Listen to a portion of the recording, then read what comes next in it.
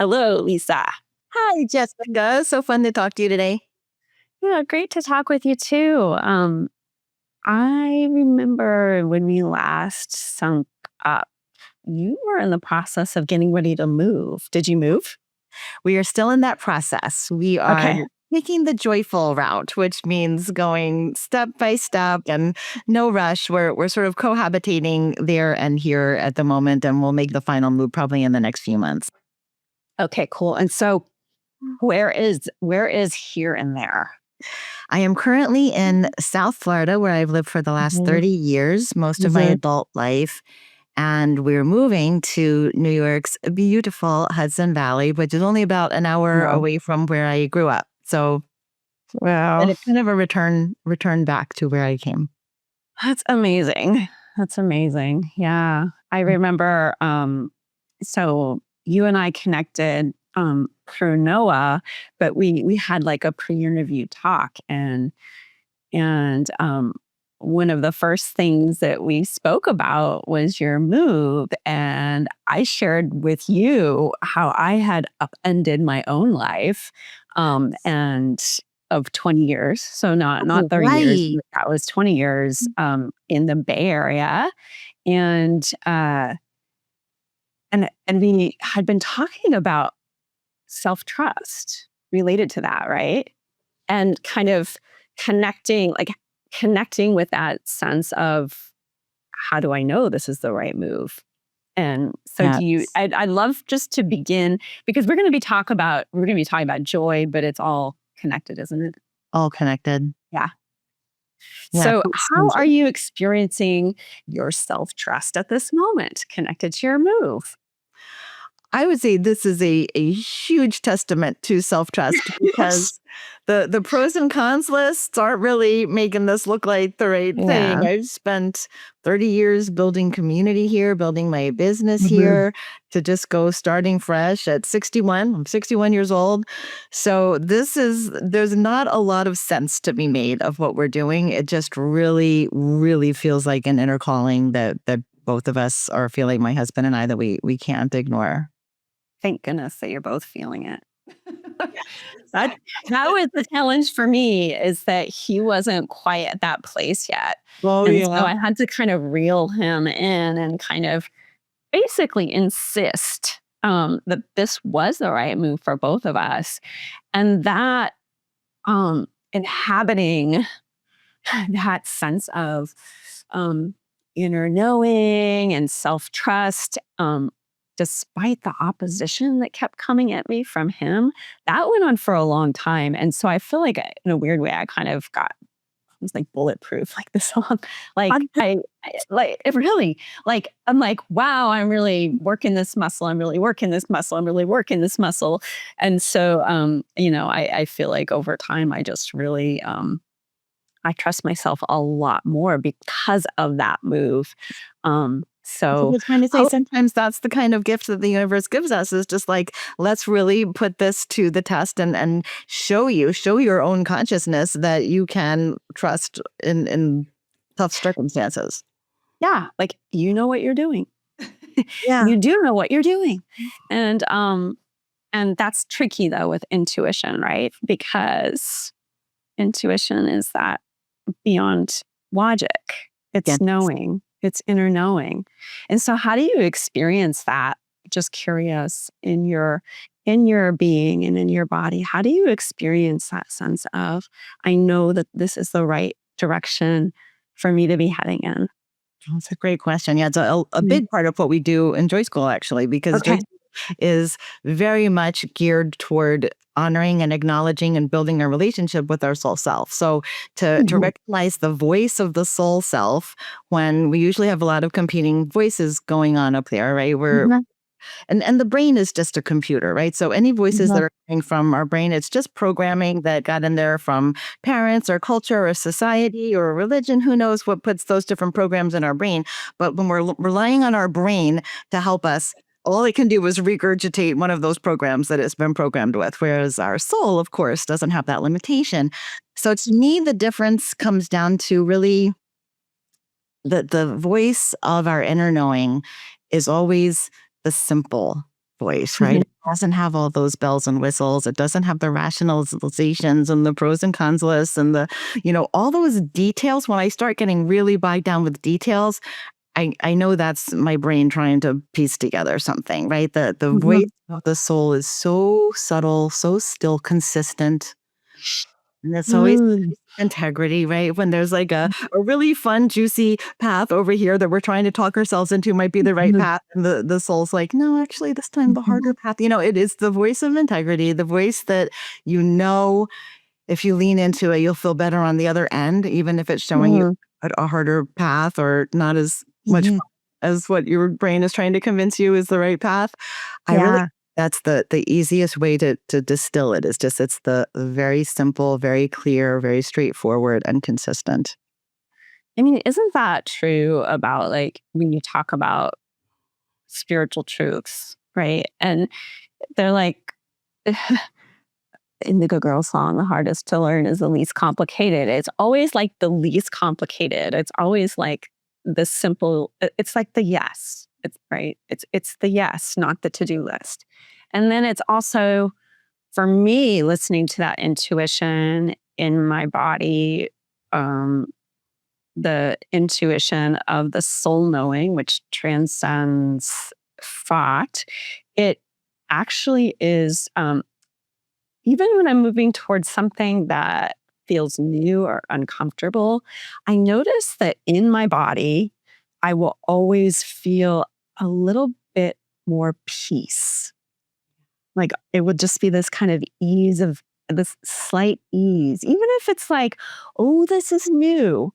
It's almost like, you know how they say the truth will set you free. Like Yeah. it's like you get into this, like, oh, there is a freedom there, even if it feels edgy, even if I didn't want to hear it, even if that truth is new to me, there is a peace and a freedom.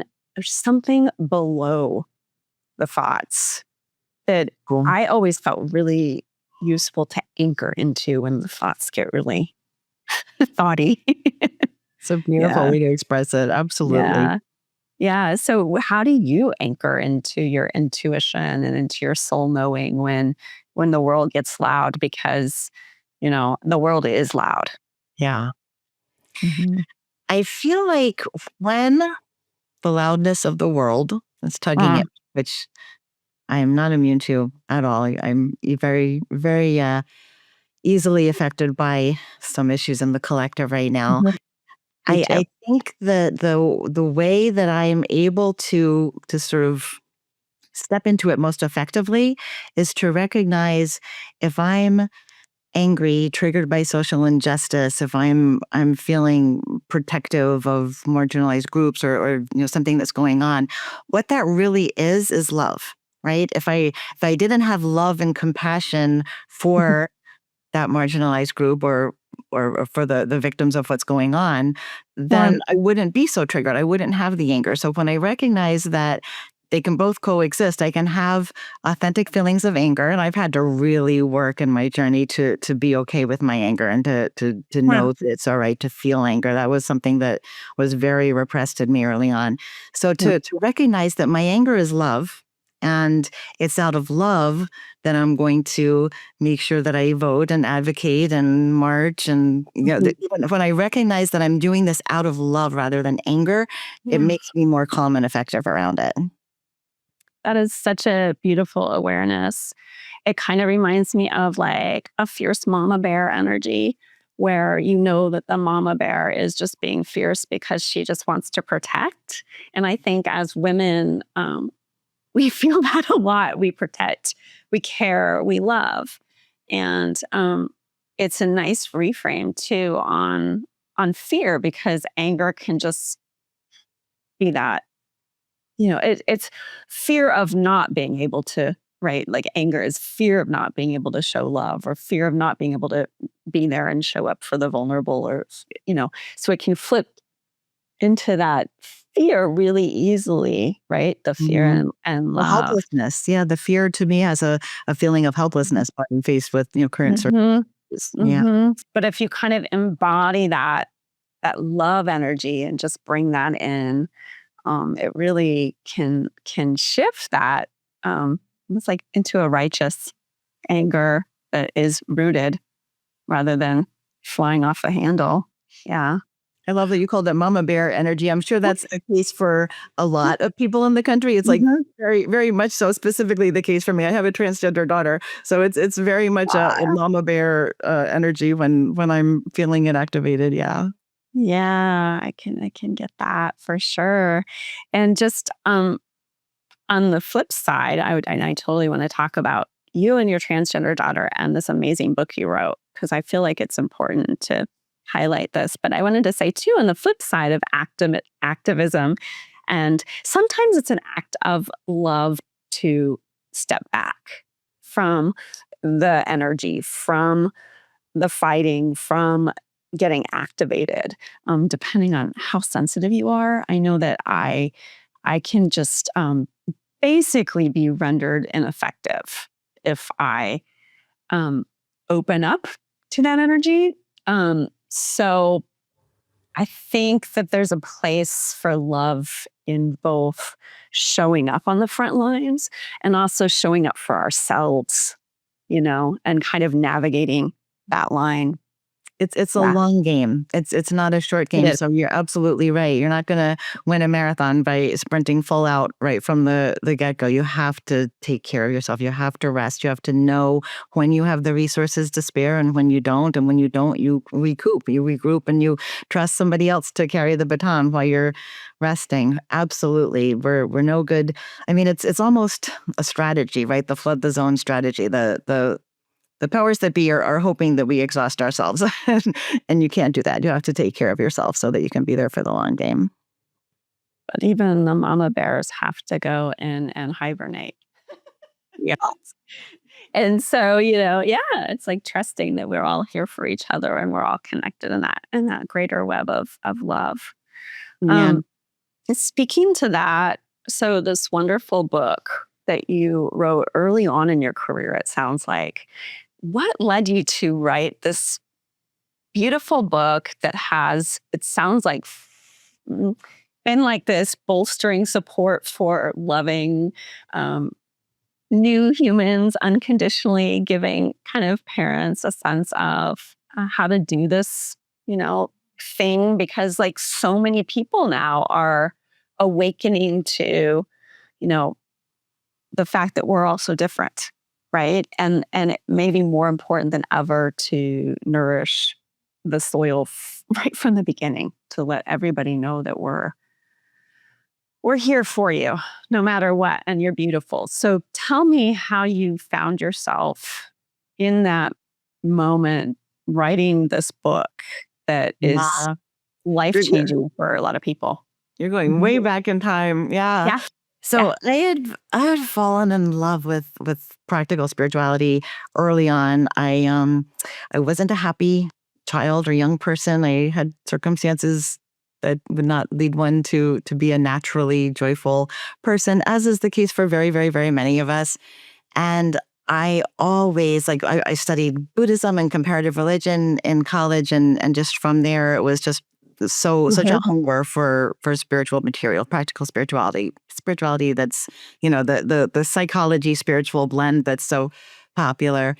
And I was in still very much in my learning stages with all of that when I became pregnant with my first child. And it had become so apparent to me that it's that lack of feeling unconditionally loved that causes so many of us to store the energies and samskaras and doubt that manifest Yeah. later in life as the Mhm. problems that we show up with.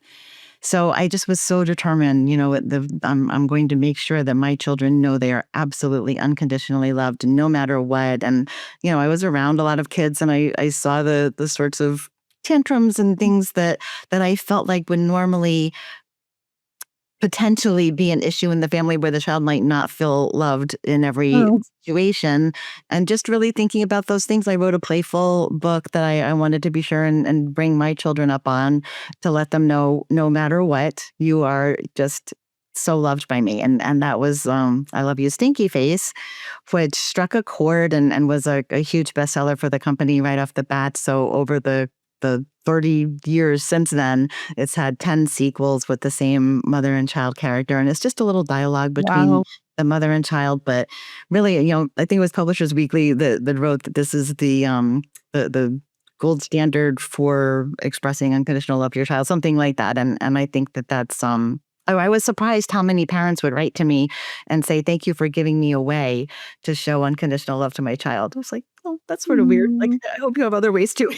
Like, but we all have our skills, yeah? Yeah. Oh, wow. so That's that so was that beautiful. first book. And as the way, Mhm. the universe is, that the child that was in my belly when I wrote the book is my now beautiful transgender daughter. So it actually became Oh. a bit of an anthem in the LGBTQ community because it is Mhm. 30 years old.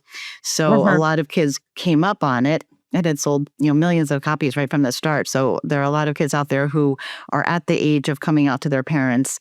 And I get heartbreaking messages about, I found out the limits of my parents' love. I was Mm. read that book, but it turned out not to be true, meaning that, Mm. that the parents have not taken it well to coming out.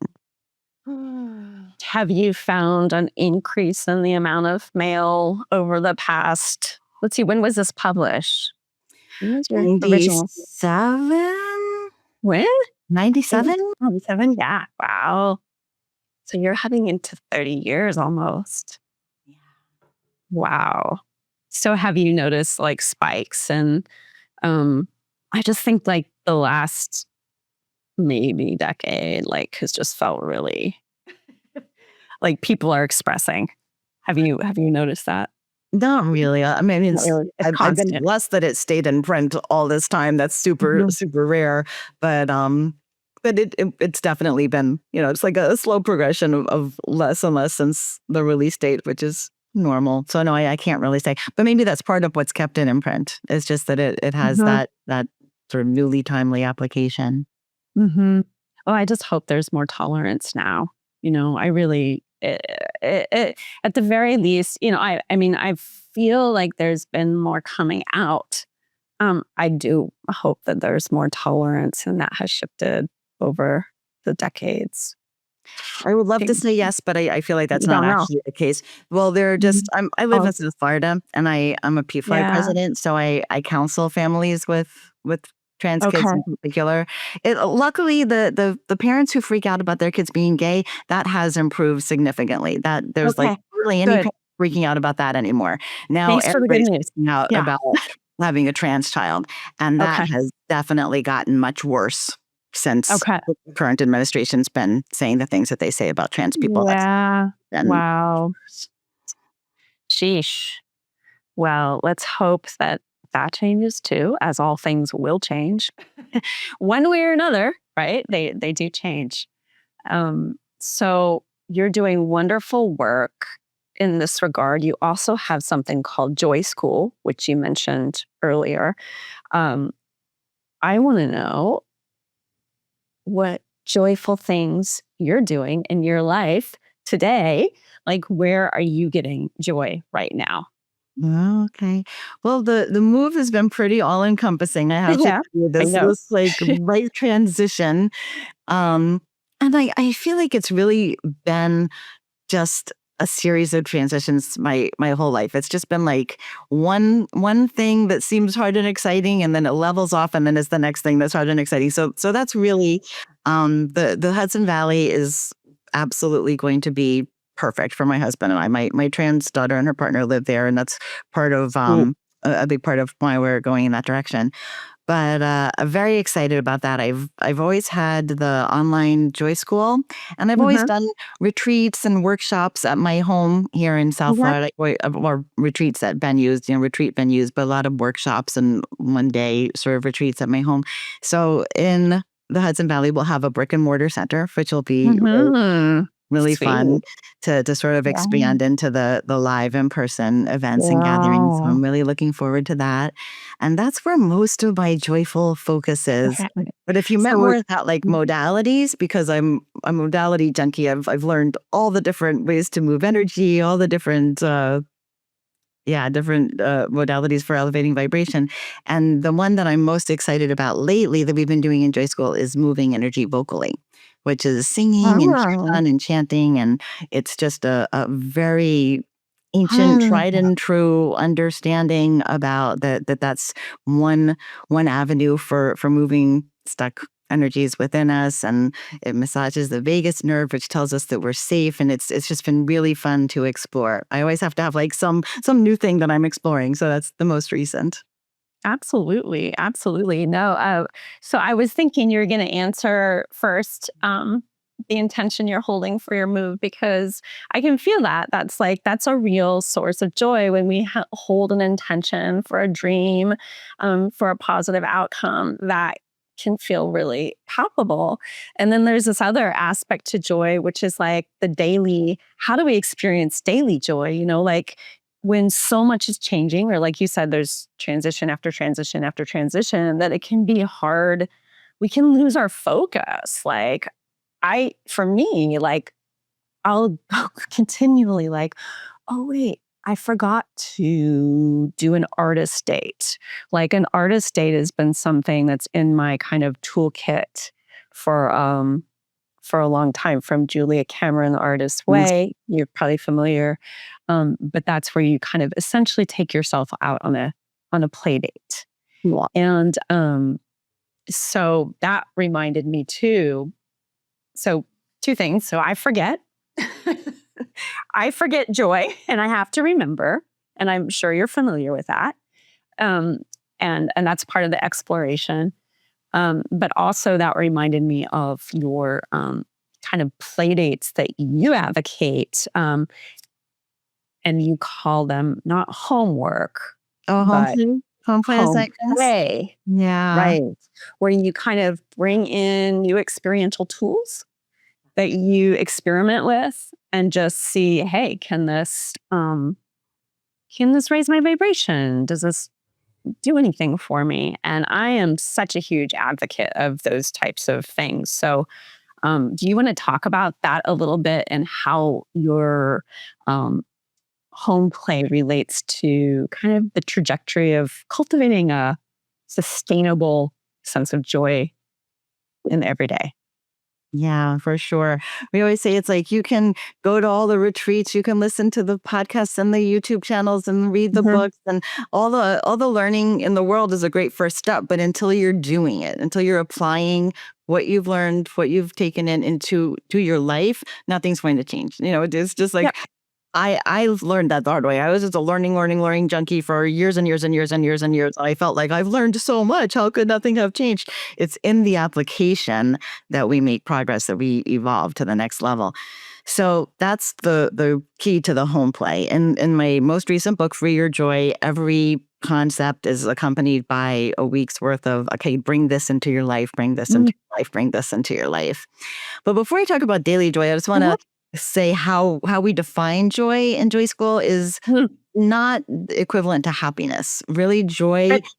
is Mhm. the acceptance, the complete understanding and acceptance of the full spectrum of emotions, that every single one of them is perfectly okay and beautiful. And it's what our little souls signed on for, right? There's nobody who thinks that this Earth journey is going to be all sunshine and rainbows. We know that's not the case. It's fraught Mhm. with potential disasters and heartbreak, and these fragile human forms are very likely to fall apart in various ways, and the ones that we love are going to have things fall apart. This is the human journey, and all Mhm. of us opted in, right? All of us opted to feel all of the emotions, but early on we get conditioned that there are certain ones that we want to feel and others that we don't want to feel. And then for a lot of us in our young tender years, when we're learning how to be here, there are circumstances that bring up more emotion than we can comfortably process. And when that Yeah. happens, our bodies know what to do, and our bodies store those emotions away until we gain some years, some emotional maturity.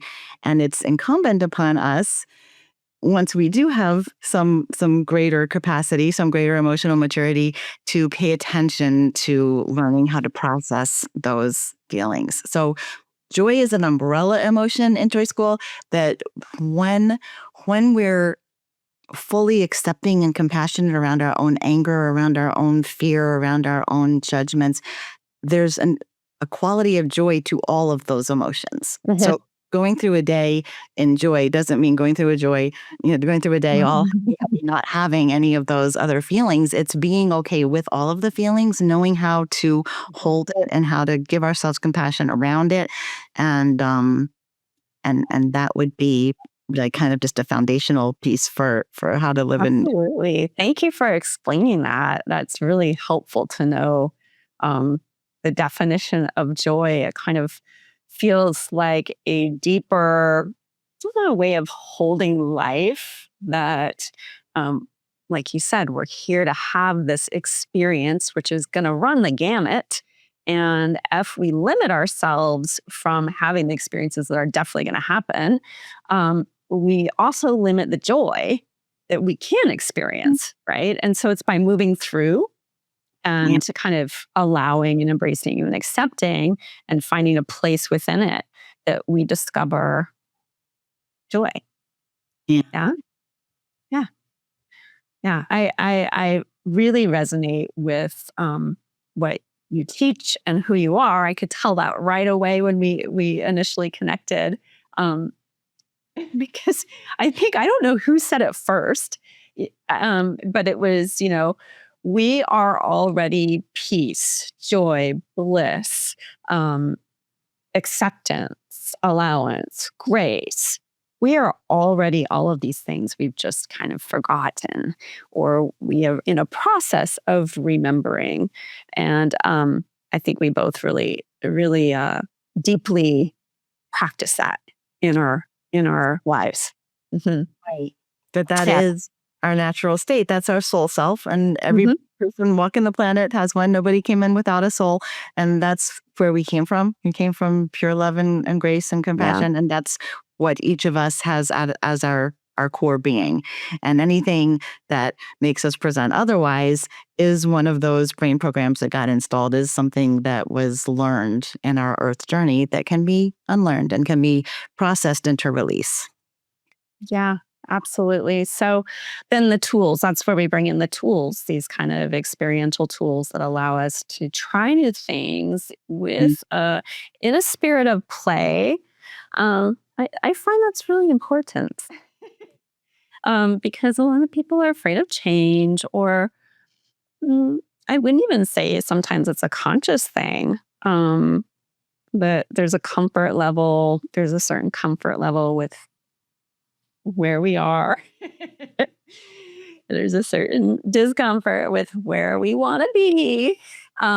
And Even if where we are feels like crap, exactly. there's a tug of, I'm in a crappy mood, and that's just Mhm. where I'm familiar and comfortable right now. Don't make me do this thing. I want to like, and that's okay Mhm. too when we recognize it, when we're like cognizant of Yeah. it, and Yeah. all right, I'll give it an hour. Like if I just Yeah. need to That can walk. be really compassionate awareness. Like, yeah, we can give Yes. ourselves some love around that. But then when it becomes like the groove and the broken record, these kind of, well, what if, asking the question, well, what if I tried XYZ? What if instead of, you know, um, sitting in front of the TV and or whatever the equivalent is for disconnection, what if I tried a practice that would allow me to connect a little more deeply to my soul?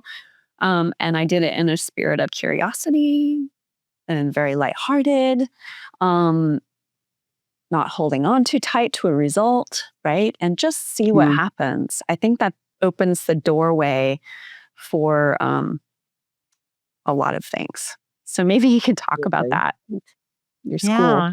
Yeah. I mean, one of the basic first practices, if your audience wanted to, just Yeah.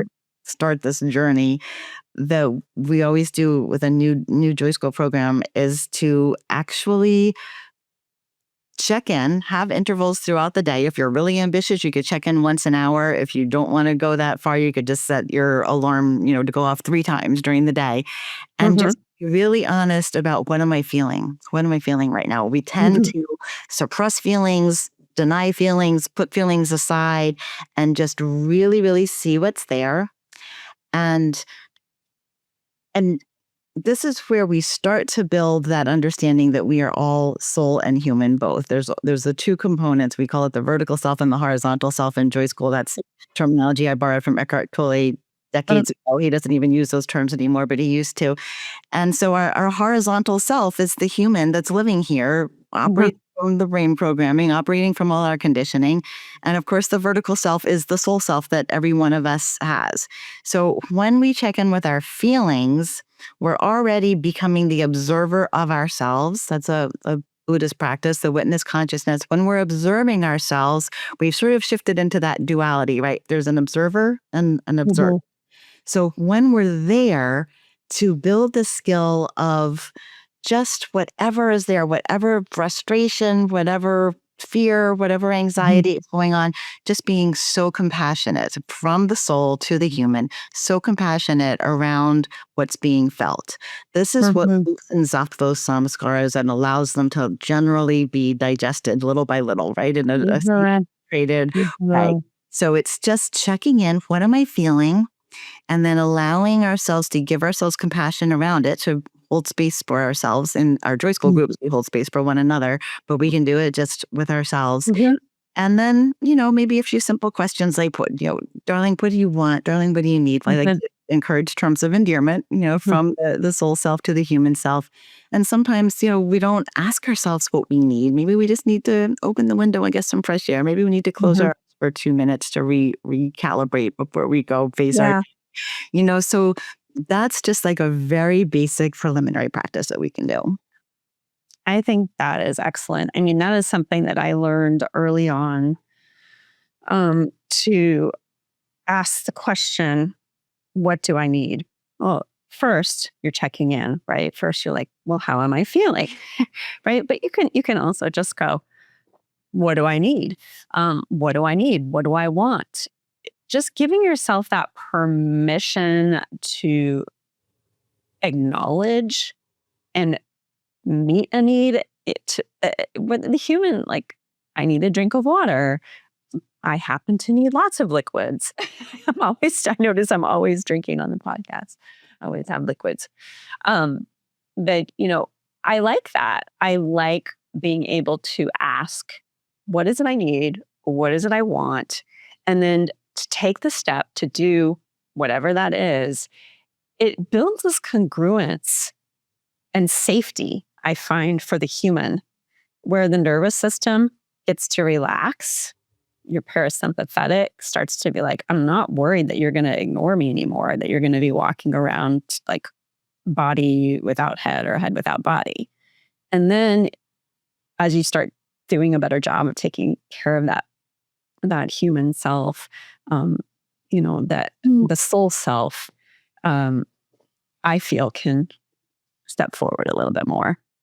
For sure. And sometimes the answer to the question is going to be something that we can't immediately give ourselves, right? Sometimes what I need is to not be in this job, or, just as an example, something like that. But just checking in regularly and noticing that need is there and giving it compassion and giving it validation, giving it, witness is what, as we know, opens the energy to start seeing possibilities for that thing to come into our life, right? And if you can't quit your job, like just asking, like, what do I need in this moment? Okay, I may not, of course I want to quit my job, whatever, but what do I need and want in this moment? Like, you can always make progress.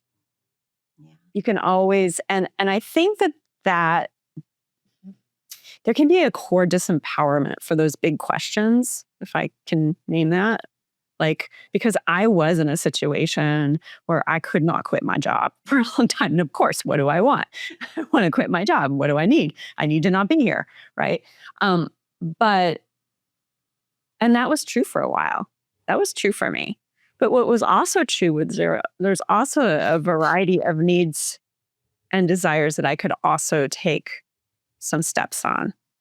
So just to point that out, because it's like a muscle, like satisfying yourself. And it often doesn't take big steps. The brain tends to think, I need to make this big leap.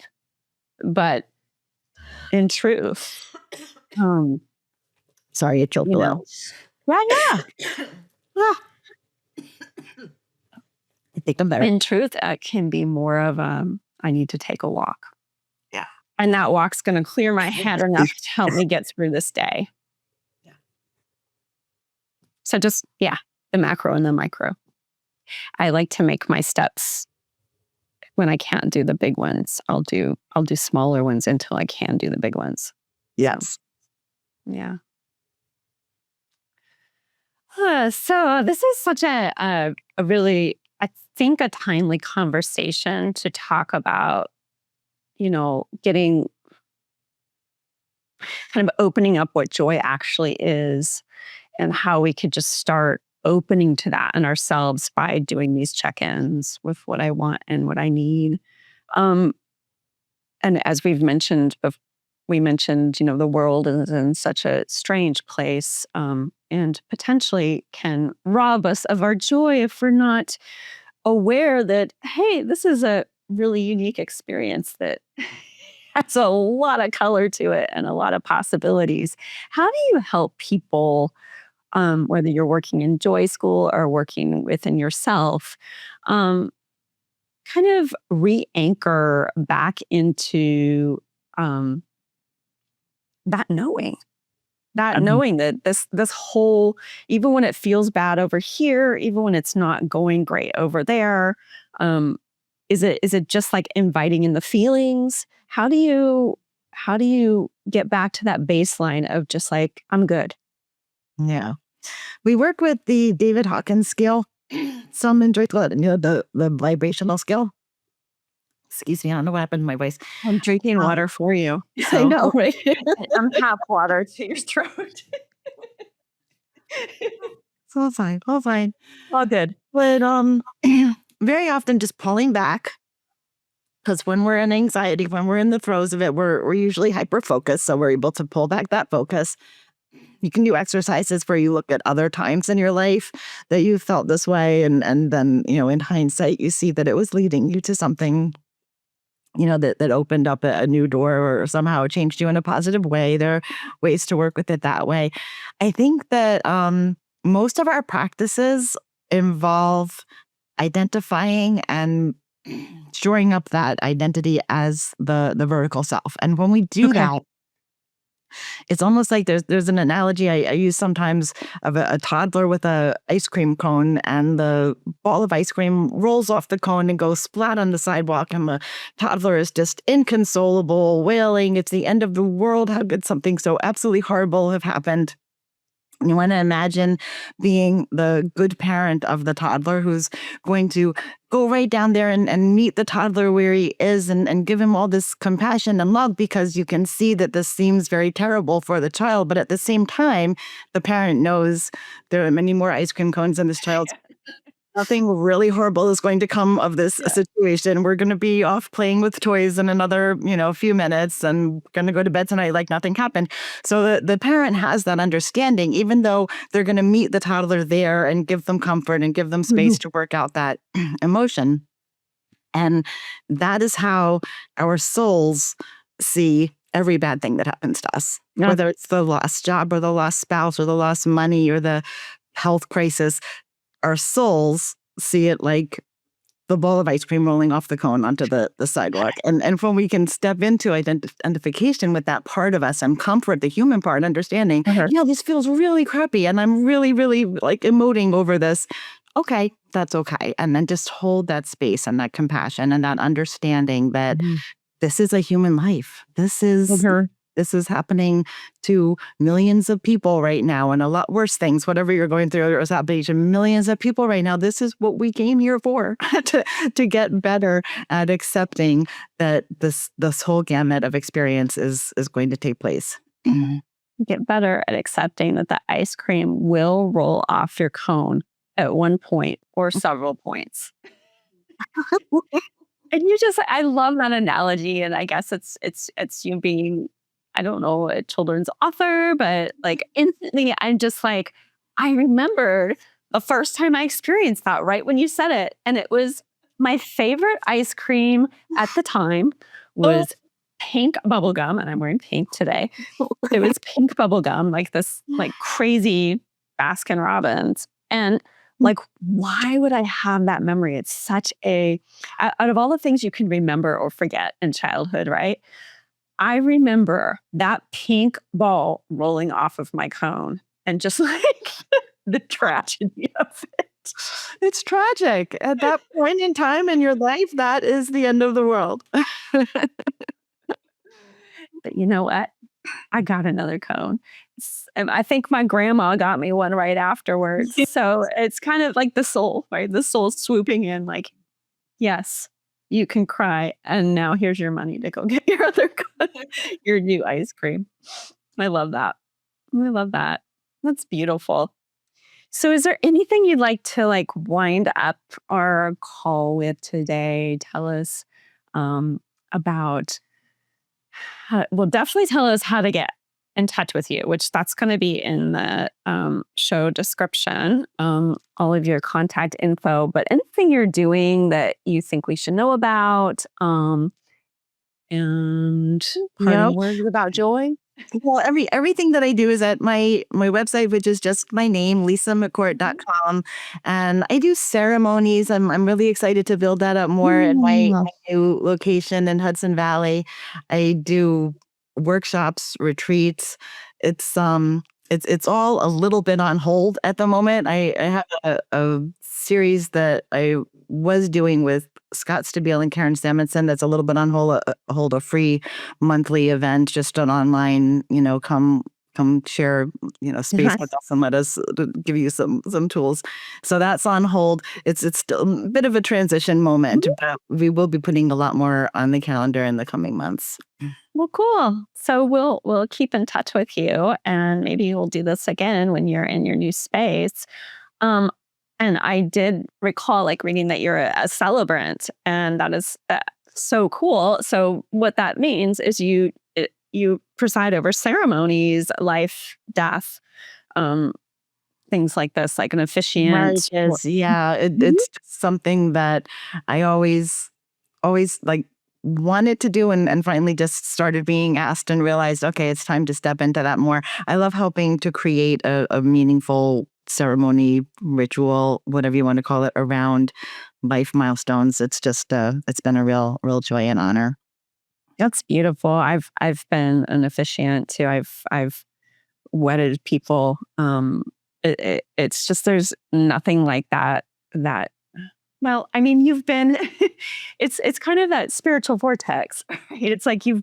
I mean, I read that you used to sing in choir, and it's just just holding that space for something really beautiful and pure. There's nothing quite like it. So Mm. I can see you doing really well with that. Yeah. Yeah. You Yeah. Well, thank you for bringing your joyful spirit to thank this you. podcast today. I really did enjoy um, this conversation, and it would be nice maybe to talk again. I would love that. I've enjoyed it very much. I love what your work is. I haven't gotten to read your book yet, but thank you for sending it. I'm looking forward to that. And yeah, Yeah. I'd love to be in touch. Thank Yeah, I sent you the Venus signs, which is one of my works. I have several, but just like knowing that we were going to touch on joy today, that's also one of my angles. Like joy and pleasure through the archetype of Venus, and so connecting with that aspect of yourself that is open to pleasure and receiving and joy and bliss, and what is it that creates those yummy conditions. So I'll look forward to hearing what you say. Yeah, no, that sounds beautiful. I love that work. Okay. That's great. Thank Good. you. Okay. Good Um, luck. Good luck in your move. Thank you. So Yeah. good you. Goddess speed. Thanks, Lisa. Bye.